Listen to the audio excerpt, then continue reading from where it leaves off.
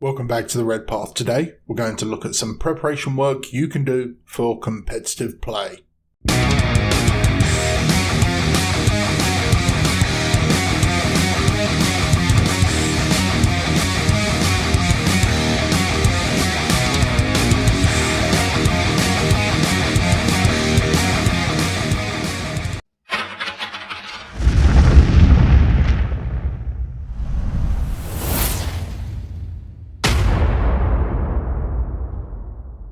So we've been putting out a fair amount of competitive content recently, and I'll be honest, this is because we are really lacking World Eaters stuff to discuss. We've got some projects in the works, some cool lore-based videos, and we're trying to line up some cool interviews and discussions, but in the meantime, you'll have to deal with us creating content out of thin air.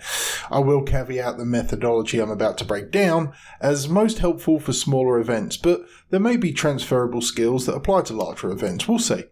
So, first off, you're going to want to get familiar with Best Coast pairings. I find this particularly useful by using both the mobile app and the website at the same time. You're also going to want the Frontline Gaming Rankings page open. I'll have links below, of course. So, what we're going to do is research our expected field of opponents. This is public information, though some historical data is paywalled through BCP. I don't think this really counts as pay to win, but I guess it does provide a small advantage to people like me who do pay the more than reasonable support fee for Best Coast pairings. The first thing you're going to do is bring up the list of opponents. I've created a phantom event you'll see on screen. Obviously, I'm going to win this one 3-0. Don't worry, the event should already be deleted. I'm fairly confident you can't actually game the system this easily. What you're going to do then is start feeding those names one at a time into the ITC rankings. The first stage of this I like to perform is to check them out in the overall standings, get an idea for their competency and experience this year. You can see what factions they've played, how many events they've been to, where they placed, and so on. From there, I'll then check out where they place in the particular faction ranking they are bringing to the tournament I expect to meet them at. From here, you can really start to see the quality of opponents you'll likely be facing. But don't put too much weight on this. This is just prep work. It doesn't preclude your superiority or inferiority, it's just research. The final piece of work you can do, and this takes a little more digging, is to see what sorts of lists they've been running recently. So, if we follow my link on the standings, we can see my most recent event was the September Gemhammer RTT, where I did not perform very well at all. By searching up this event in the BCP website, if you have a membership for sure, and only within 2 weeks I believe if you don't, you can see the list that I ran. Now of course this is not a guarantee that I will run this very same list, but you can see a general theme.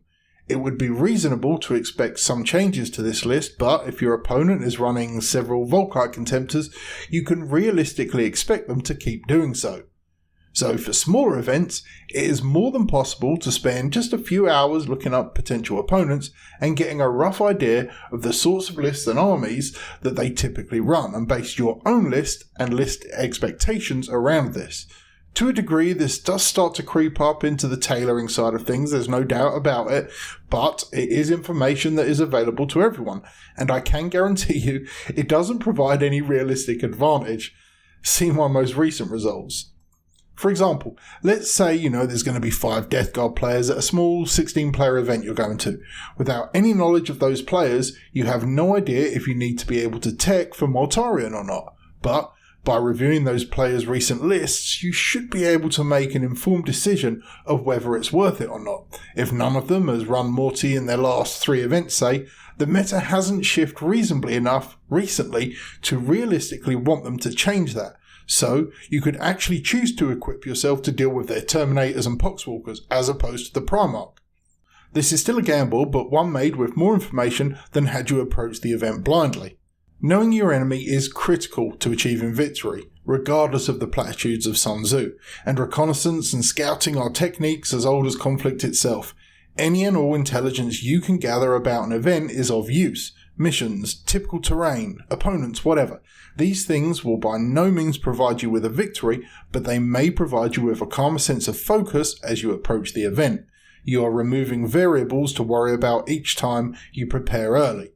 You can research how opponents' lists operate their jank and prepare strategies to counter that. You can min-max your infantry and vehicles dependent on the abundance of expected melter profiles and so on. Again, this is generally public information and it is there for you to use. Remember the 6 Ps. Proper preparation prevents piss poor performance. So, prepare properly and maybe you can be different to me and not perform piss poorly. Alright, that's it for this one, folks. Hope you've enjoyed the video. As normal, like, subscribe, all that business. See you again in the next one. Stay healthy, stay safe, and kill main go.